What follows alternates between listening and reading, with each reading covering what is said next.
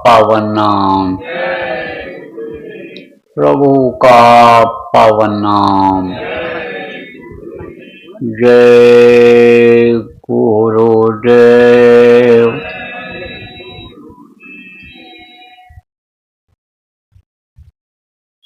सर्वसमर्थ, सर्वत्र स्मरणीय,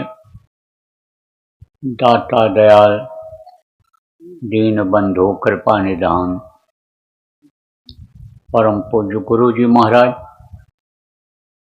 उपस्थित साधक, नामदानी, सत्संगी, बच्चे एवं बच्चियों, गुरु महाराज की अपार दया मेहर हुई और आज 3 जून 2026 को सायंकाल की बेला में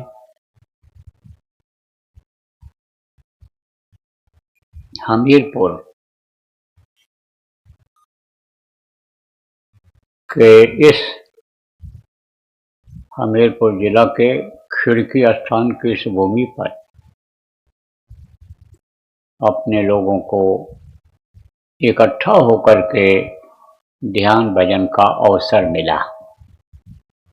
ऐसा अवसर, ऐसा मौका जीवन में कम मिलता है कि जब भारी संख्या में लोग बैठ करके प्रभु को याद करते हैं, गुरु को याद करते हैं, ध्यान लगाते हैं, भजन करते हैं।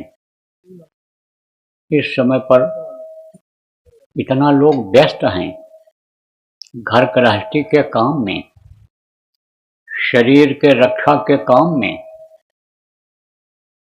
कि लोग समय नहीं निकाल रहे, असली चीज को ही भूल रहे हैं।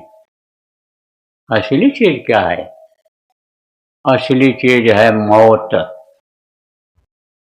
मौत तो आनी ही आनी है और कब आ जाएगी इसका किसी को कोई पता नहीं है। जैसे दुकान पर ग्राहक कोई बता के नहीं आता है कि हम आपके यहाँ आ रहे हैं सामान खरीदने, कभी भी आ जाए। इसीलिए बहुत से लोग सुबह जल्दी दुकान खोल देते हैं, देर रात तक बैठते हैं कि कब ग्राहक आ जाए, बिक्री हो जाए, हमारा 2 पैसे का फायदा हो जाए।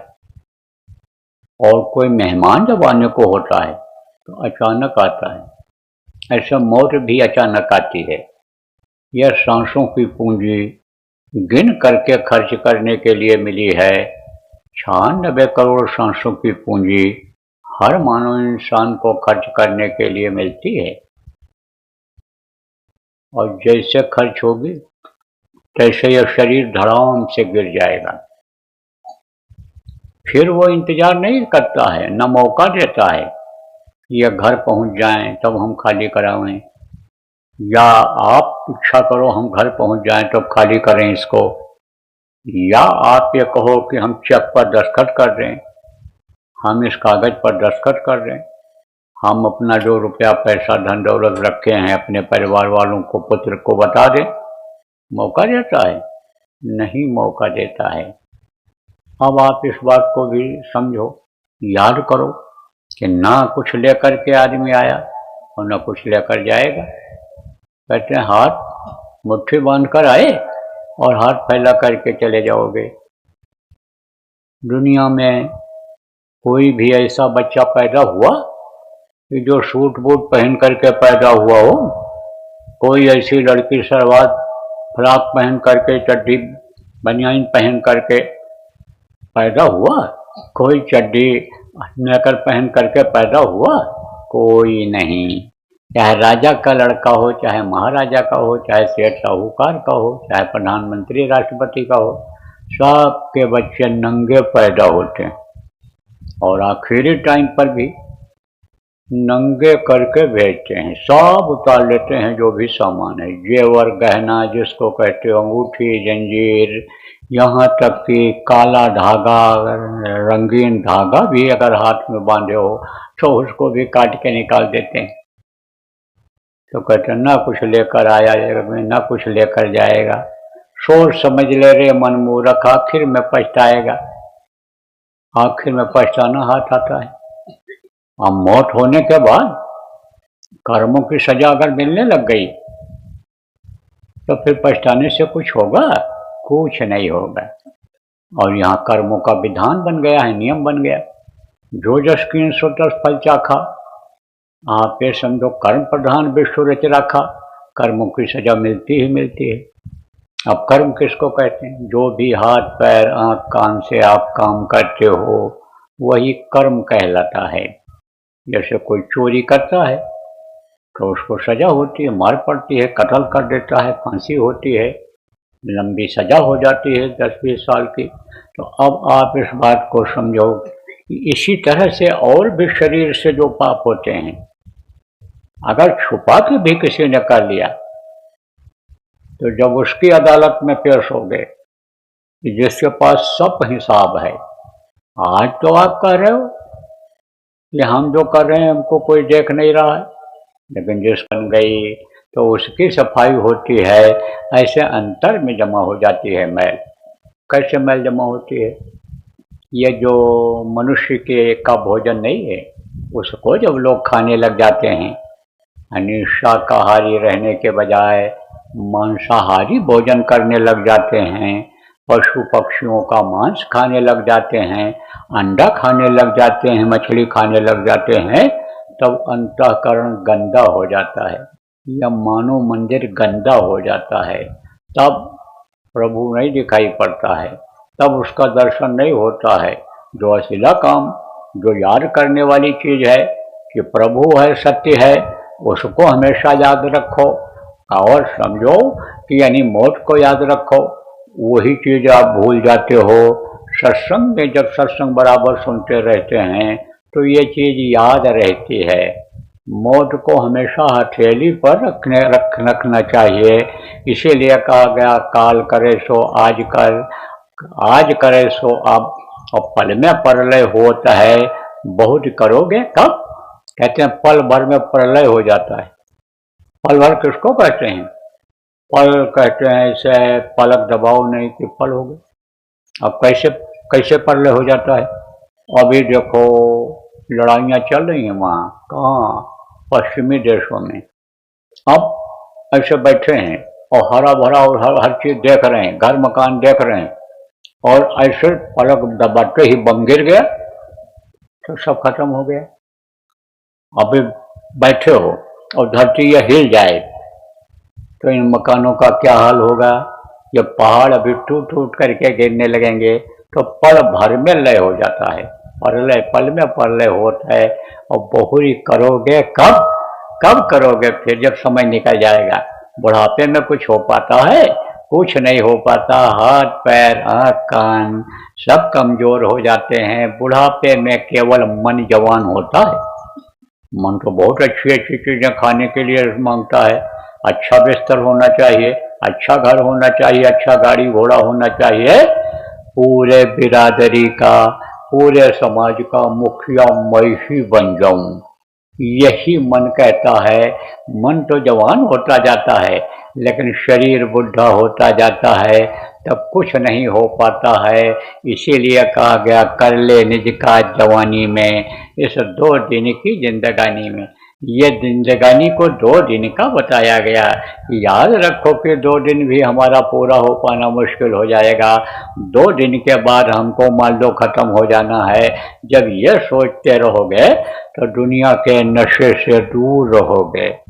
तब धन का अहंकार नहीं आएगा, ताकत का बल का अहंकार नहीं आएगा, घर मकान कोठी जमीन जायदाद का अहंकार नहीं आएगा।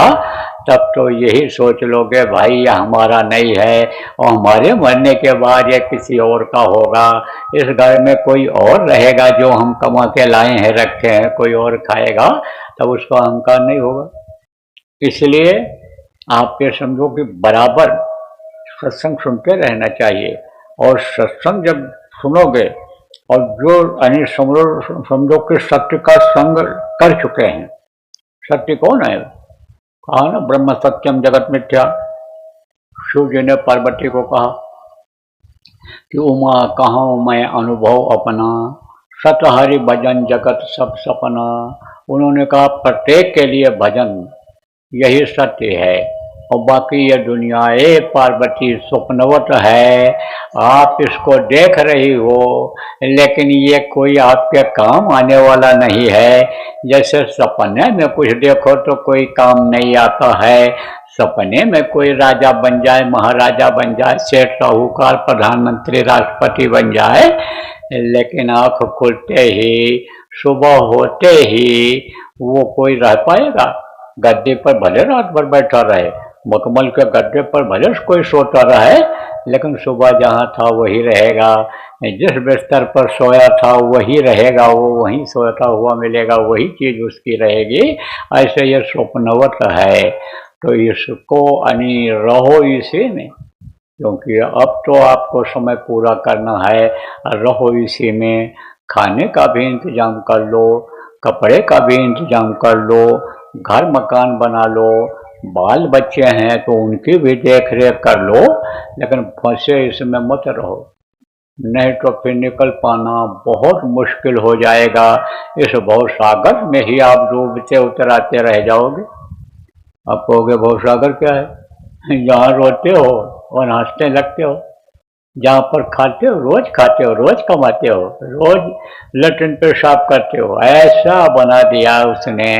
ये रोज खाओ, रोज कमाओ, रोज समझो लैट्रिन जाओ, ये देखो सब जरूरी हो गया आदमी के लिए। तो ऐसा बना दिया।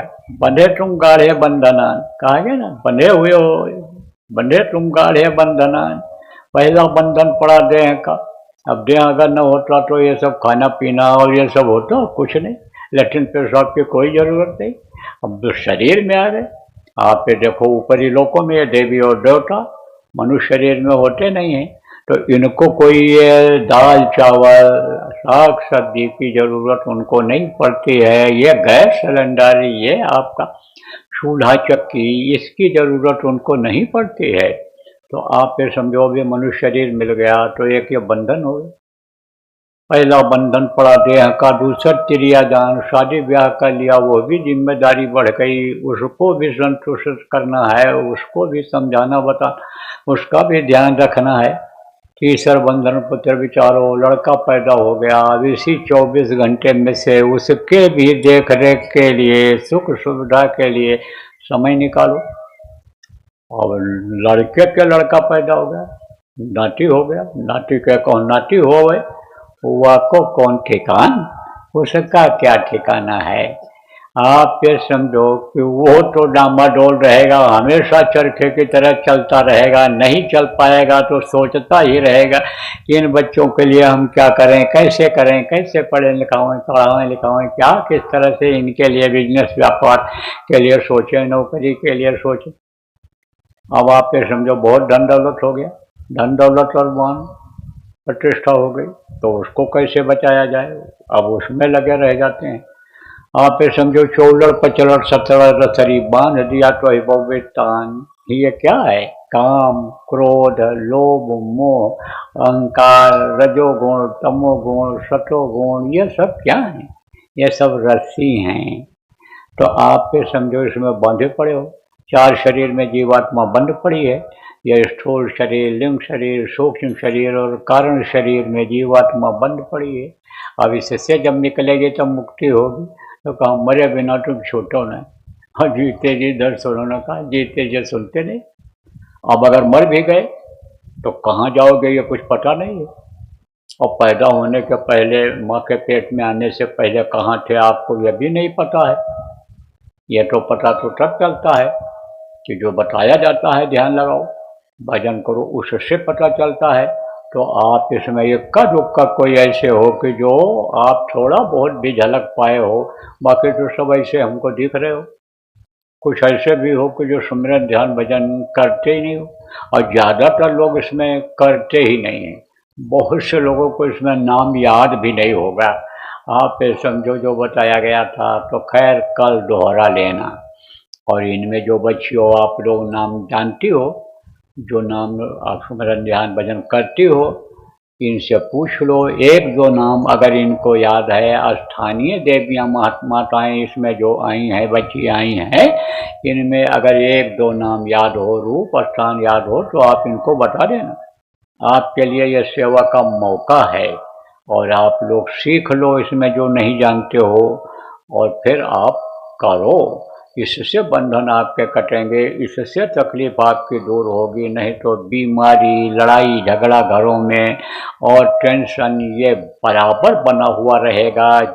उसी में दुख पाते रहोगे, इसी मृत्युलोक में लौट लौट करके आते रहोगे। यही है भव सागर कि जहाँ जन्मना और मरना होता है, यही है मृत्युलोक। यहीं पर आप फंसे रह जाओगे, निकल करके अपने वतन अपने घर नहीं पहुँच पाओगे। इसलिए इसको सीखो। नाम की डोर जब पकड़ में आ जाएगी तब आप उस डोर को पकड़ लोगे तो वो खींच कर आपको ले जाएगी, कहाँ पहुँचा देगी, जहाँ जन्म और मरण है ही नहीं, जहाँ से फिर जन्म मरण होता ही नहीं, जहाँ से फिर इस मृत्युलोक में दुख तकलीफ झेलने के लिए आना ही नहीं पड़ता है। यही शब्द की डोर आपको वहाँ पहुँचा देगी, यही नाम की डोर जो आपको मिला है वहाँ पहुँचा देगी। जो लोग नामदान अभी नहीं पाए हो, नामदान लेने की इच्छा लेकर के आए हो, गुरु महाराज की दया रहेगी तो कल 10 बजे जो सत्संग होगा उसमें नामदान आपको दे दिया जाएगा। तो प्रेमियों, बच्चों और बच्चियों, आज रात को आप जो लोग यहाँ रहोगे, नामदानी हो, सत्संगी हो, चाहे धर्म प्रेमी हो, आप जो यहाँ पर आए हो, आप अपनी योजना बना लो। और कल भी लोग आएंगे, कल काफ़ी संख्या में आएंगे। नामदानी जो हैं पुराने वो लोग भी आएंगे, नए लोग भी आएंगे।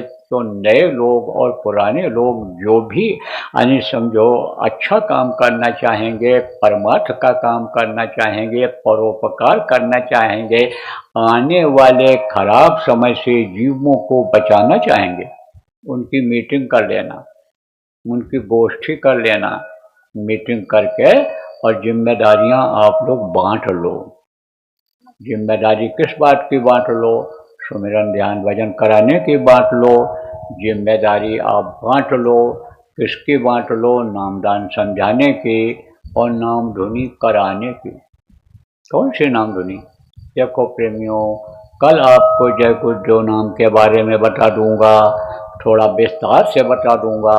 लेकिन आज आप ये समझो, जो नए लोग आए हो, ये इस वक्त का जीता जागता प्रभु का ही नाम है। लेकिन यह वर्णात्मक नाम है, यह मुँह से लिया जाता है, इसको यानी मुँह से बोला जाता है, इसकी ध्वनि यानी समझो बोली जाती है। ध्वन्यात्मक नाम अलग है, वो कल बताऊंगा। लेकिन ये समझ लो कि जैसे त्रेता में राम नाम में शक्ति थी, द्वापर में कृष्ण नाम में शक्ति थी, जैसे कलयुग में सत्साहम नाम में शक्ति, वाहेगुरु राधा स्वामी नाम में शक्ति थी। जब वो महापुरुष लोग इस धरती पर आए थे, उनको काम ऊपर से मिला था और अपना काम करके जो चले गए, उस समय पर उन लोगों ने जय गुरुदेव नाम को जगाया था। उस समय पर उन लोगों ने उन नामों को जगाया था। और ये जय गुरुदेव नाम या हमारे गुरु महाराज, या जिनकी तस्वीर लगी हुई है, इन्होंने जगाया था। कैसे जगाया जाता है कल बता दूंगा। लेकिन इस नाम को जगाया था गुरु महाराज ने और लोगों के रक्षा के लिए, फायदे के लिए छोड़ा था, प्रचार किया था और प्रचार करवाया था। बहुत से लोगों को फायदा हुआ, मौत के मुंह से निकल करके वापस हो गए और धन बच गया, इज्जत बच गई, बहुत फायदा हुआ लोगों। गुरु महाराज तो चले गए, लेकिन इस नाम में अब भी शक्ति है। वही शक्ति है, वही ताकत है कि जब गुरु महाराज जगा करके जय गुरुदेव नाम परमात्मा का बताने लगे थे, वह गुरुदेव नाम प्रभु का बताए थे, उस समय पर जो शक्ति थी, उस समय पर जो शक्ति थी जब गुरु महाराज मौजूद थे, वैसी ही शक्ति इस समय पर भी जय गुरुदेव नाम में है। तो इसको बोलने में आपको कोई ऐतराज नहीं करना चाहिए, संकोच नहीं करना चाहिए, बराबर बोलना चाहिए। तो हमको मालूम है कि आप लोग बोलते भी नहीं हो, एक दूसरे से जय गुरुदेव कहते भी नहीं हो, घर में भी नहीं बोलते हो। कुछ लोग ऐसे हो, सत्संग तो एक आध बार सुने हो, नामदान भी सुन लियो हो कान में, लेकिन आपकी आदत नहीं है जय गुरुदेव बोलने की। तो आदत डालो जय गुरुदेव बोलने। और कब आदत बनेगी? जब नाम धुनी बोलोगे तब आदत बनेगी। नाम धुनी कैसे बोली जाती है ये बोल करके आपको बता देता हूँ। जय गुरुदेव, जय गुरुदेव, जय गुरुदेव, जय जय गुरुदेव।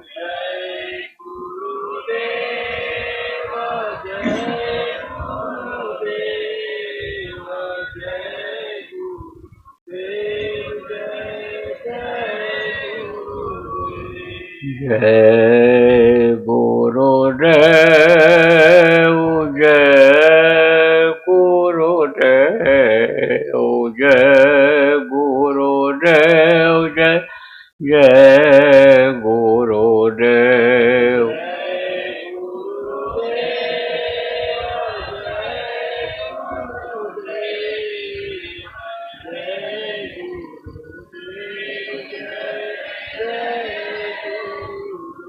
इसी तरह से बोलना रहेगा।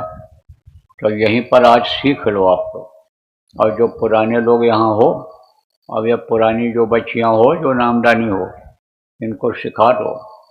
महिलाएं महिलाओं को रटा दें, पुरुष पुरुष को रटा दें, और इनकी टीम बना दो।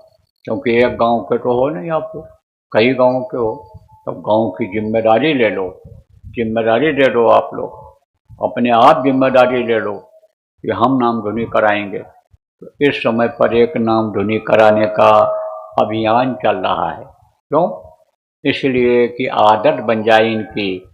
मुसीबत में जब जय गुरुदेव नाम मुँह से निकलता है तो जिसका नाम यह है प्रभु का, वो देखता है यह मुसीबत में है हमारा बच्चा, या हमारा प्रेमी है मुसीबत में है, तो मुसीबत को इसके टाल दिया जाए, दूर कर दिया जाए। तो मुसीबतें तो आगे बड़ी बड़ी हैं, आगे तबाही बड़ी बड़ी बड़ी बड़ी तबाही आ रही है। परिवर्तन बहुत बड़ा होगा जो लोगों के दिल और दिमाग में नहीं है। इसलिए ऐसे समय पर, यानी समझो जिसको गाढ़ा समय मुसीबत का समय कहते हैं, ऐसे समय पर जब जय गुरुदेव मुँह से निकलेगा तो गुरु की दया से बचत हो जाएगी। देखो प्रेमियों, कहा कोट कोट मुन जतन कराही और अंत नाम मुखावत नहीं। आखिरी वक्त पर जिसकी आदत नहीं होती है नाम बोलने की, तो आदत किस चीज़ की होती है?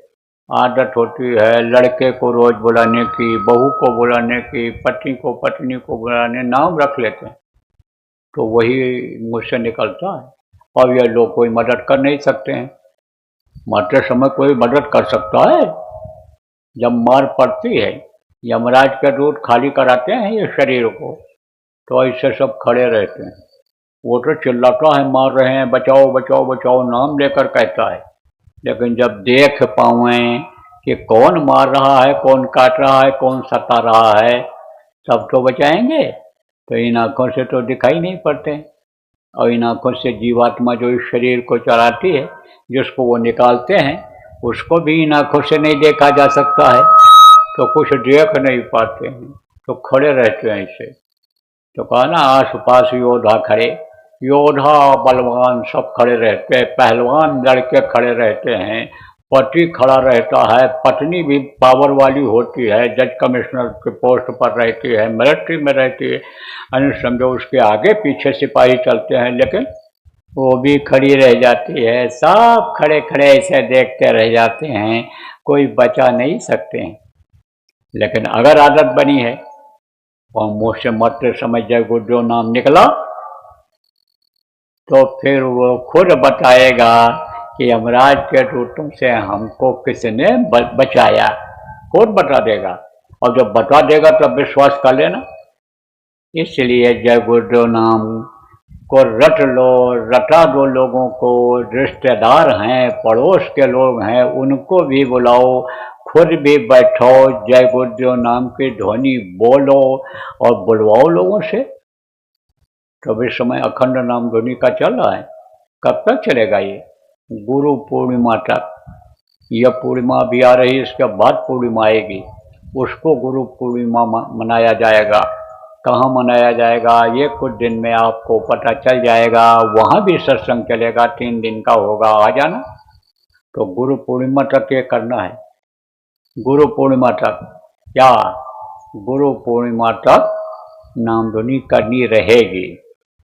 गुरु पूर्णिमा तक नामधुनी करनी रहेगी।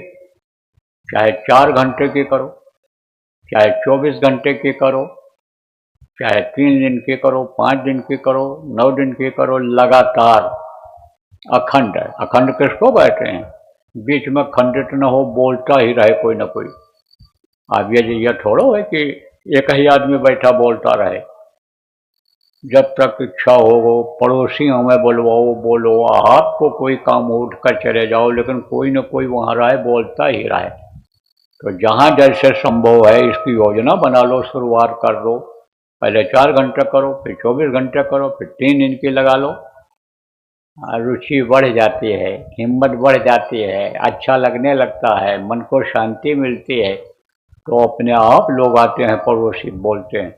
और जब खत्म होने को होता तब कहते भाई फिर कब होगा, फिर कब नामधुनी होगी? तब पहले आप अपने यहाँ भी करवा लो, हम लोग आ जाएंगे, आपके यहाँ भी हो जाएगी। तैयार हो जाते हैं नए नए लोग कराने के लिए। तो अब आप समझो ये अभियान चलाना है। आज आपके पास टाइम है, यही योजना बना लो, यहीं पर सब बैठ करके योजना बना लो, आप तैयारी कर लो। तो बोलो जय गुरुदेव। देखो कहते हो ना कि रोटी खिलाना, पानी पिलाना, ये बड़ा पुण्य का काम होता है। कोई दुखी है, बीमार है, उसका इलाज करा देना, यह बड़ा पुण्य का काम होता है। ऐसे ही जैसे रोटी खिलाना, पानी पिलाना और दुखी का दुख दूर करना पुण्य का काम होता है, ऐसे ही जीवात्मा को भोजन कराना, इसके दुख को दूर करना, ये बहुत बड़ा पुण्य का काम होता है। अब ये जीवात्मा भूखी है क्योंकि शब्द का आहार इसको मिला नहीं। अब शब्द क्या है? जिससे यह दुनिया बनी है, संसार बना है। और नाम वो शब्द वाला बताऊंगा कल, आप ध्वन्यात्मक नाम उसको कहा गया है। तो आप ये समझो प्रेमियों कि शब्द से ही सारा संसार बना है, शब्द पर ही टिका हुआ है। तो ध्वन्यात्मक नाम कोई जब जपता है, कोई यानी सुमिरन करता है, ध्यान लगाता है, तब जीवात्मा को आवाज़ मिलती है, तब वो खुश हो जाती है। उसका खुराक क्या है? शब्द है जीवात्मा। अब उसी के लिए जीवात्मा दुखी है। सूरत तो महादुखी हम जानी, बहुत दुखी है। वो पा जाए उसको तो ये खुश हो जाएगी, इसकी जो तकलीफ है दूर हो जाएगी। जैसे कोई बीमार है, उसको आपने दवा दिला दिया और वो बीमारी से ठीक हो गया, खुश हो गया, जो रो रहा था, तो कितना आशीर्वाद देता है। ऐसे ही तो ये दुनिया की चीज़ें, ये तो दुआ आशीर्वाद से फल फूल जाती हैं। देखो कहीं आप जाते हो तो दुआ आशीर्वाद लेने के लिए कहते हो, दुआ आशीर्वाद मांगते हो। चाहे कोई जिंदा के पास जाते हो, कोई कहे ये इनके अंदर बड़ा पावर है, शक्ति है, इनका आशीर्वाद फलता फूलता है, तो उसके पास जाते हो। कोई पेड़ पौधे पत्थर को बता देता है कि यह भगवान है, वहाँ पर जाओ आप और वहाँ पर अपने दुख तकलीफ कहो और तुमको फायदा हो जाएगा। तो आशीर्वाद दुआ मांगने के लिए जाते हो और कहते हो वहाँ मैं गया और मैं फलीभूत हो गया, बाबा का आशीर्वाद मिल गया और हमारा यह काम हो गया, तकलीफ दूर हो गई। तो विश्वास आपको होता है, दुआ मांगते हो।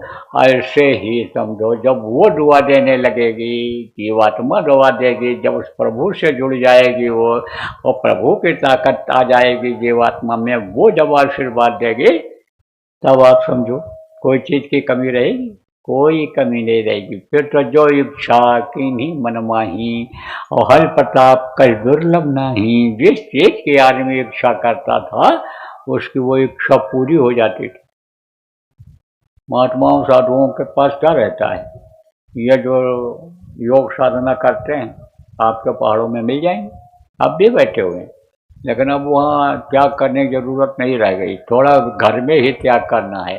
अब शरीर को जब तपाना नहीं है, शरीर को गलाना नहीं है, घर नहीं छोड़ना है। लेकिन वो लोगों की सोच है कि वहाँ पर नहीं, हम जाएंगे, भजन करेंगे, भक्ति करेंगे, याद करेंगे तो हमारा फायदा होगा। तो भरद्वाज थे, एक ऋषि थे, तो रहते थे रोटियां बना कर, पका लेते, खा ले। कहते हैं जिसको कुछ होना चाहिए सोई शहंशाह, चाह गई इच्छा गई, मनवा बेपरवाह। चाह जिसकी खत्म हो गई, इच्छा खत्म हो गई, तृष्णा खत्म हो गई, वही कहते हैं वही बादशाह हो जाता है। तो अब आप फिर समझो, पका खा लेते थे, जो रोटी सेका खाया और भजन में मस्त रहते थे। तो ये अड़ुमा गड़ुमा लघुमा ये सब सिद्धियां होती हैं। 8 सिद्धि 9 निधि ये कहा गया है। काम ध्यान कल्प वृक्ष ये सब सिद्धियां हैं। तो वो सब उनको मिल गई थी, थोड़ी ही ध्यान लगाने में, थोड़े ही परिश्रम में ये मिल जाती हैं। तो भरत जो जा रहे थे राम भगवान से मिलने, तो उन्होंने संदेश भेजा कि आज रात को हम भरद्वाज ऋषि के यहाँ रुकेंगे आश्रम पर। तब उन्होंने सोचा, संदेश आ गया तो बोले ठीक है आइए, स्वागत है। लेकिन फिर सोचा, मुनि ने पाहुन बड़ न्योता, और बस पूजा जैसा चाहिए, जैसा देवता हो वैसे पूजा होनी चाहिए। मुनि ने पाहुन बड़ न्योता, उन्होंने कहा कि अरे ऐसे पाहुने को, ऐसे मेहमान को मैंने न्योता दे दिया है कि जस देवता हो वैसी पूजा होनी चाहिए। तो राजा भरत आ रहे हैं, कोई साधु आ रहा होता हमारे बगल सो जाता, टिक्कर सेंकता, रोटी सेंकता, खा लेता। लेकिन भरत आ रहे हैं तो उनका स्वागत उसी हिसाब से होना चाहिए। जैसे रिद्धि सिद्धि आकर के हाथ जोड़ करके खड़ी हो गई, बोले महाराज हुक्म करो। तो बोले भरत आ रहे हैं, उनके साथ लोग होंगे, फौज फाटा होगा, स्वागत कर दो उनका।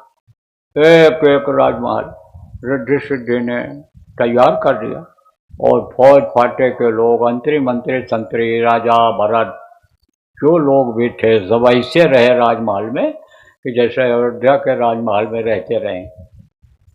सुबह चले गए तो रिद्धि सिद्धि से उन्होंने कहा ले जाओ, समेट लो, समेट लो। बोली महाराज एक आपके लिए छोड़ दे। अरे बोले पगली, मैं तो रात में महल में नहीं रहा, मैं तो अपनी कुटिया में ही रहा हूँ। अब महल में अगर मैं रहता, महल चाहता, तो तू मेरे पास आती? अरे तू तो मेरे से दूर होती चली जाती। अरे रिद्धि सिद्धि है माया, माया छाया एक सी, बिरला जाने को, भगता के पीछे फिरे सन्मुख भागे सो।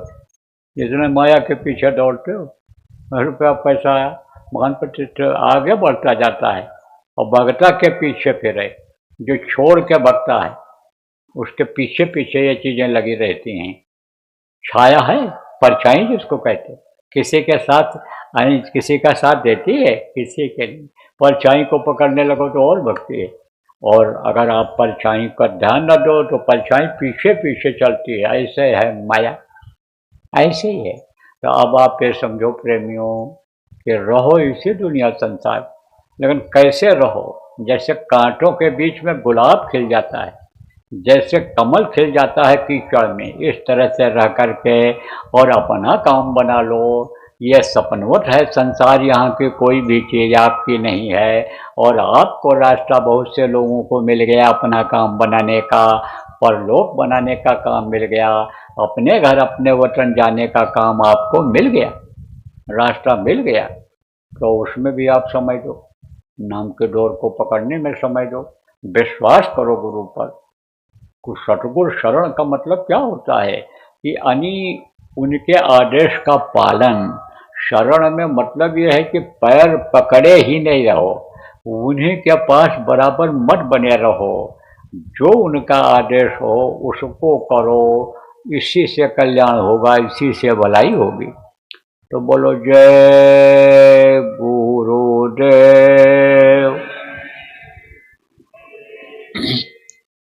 जय गुरुदेव, जय गुरुदेव, जय गुरुदेव, जय जय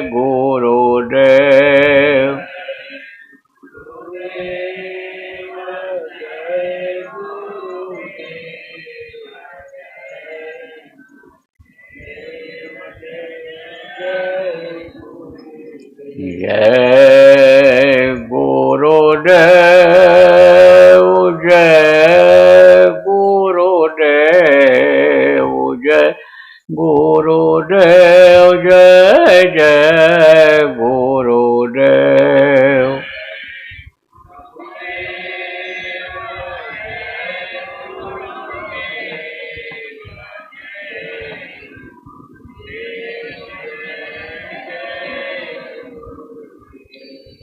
जय गुरुदेव, जय गुरुदेव, जय गुरुदेव, जय जय गुरुदेव।